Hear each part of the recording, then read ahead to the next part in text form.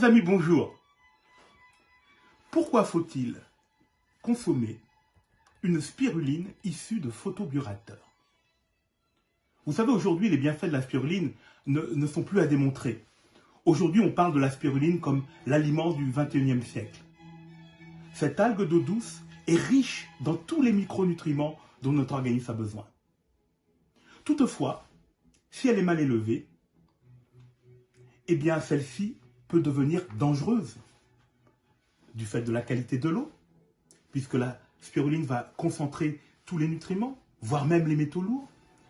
Si elle est élevée dans des bassins ouverts, eh bien évidemment, on peut être victime des diverses pollutions, de pesticides, de microbes, de bactéries, de virus, voire de champignons ou d'algues, mais aussi les déjections d'oiseaux ou les insectes.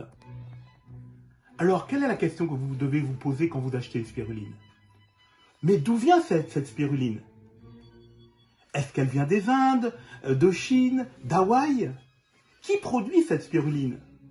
Mais aussi, question importante, quelle est la qualité de l'eau avec laquelle elle est élevée? Dans quelles conditions cette spiruline est élevée? Alors, je vais vous expliquer pourquoi vous devez choisir une spiruline élevée dans les photobioréacteurs. Tout simplement parce que le photobioréacteur, en fait, est un milieu fermé. Il n'y a aucun risque de contamination. En plus, nous utilisons une eau osmosée, filtrée, une eau de source, et donc là, une qualité d'eau irréprochable.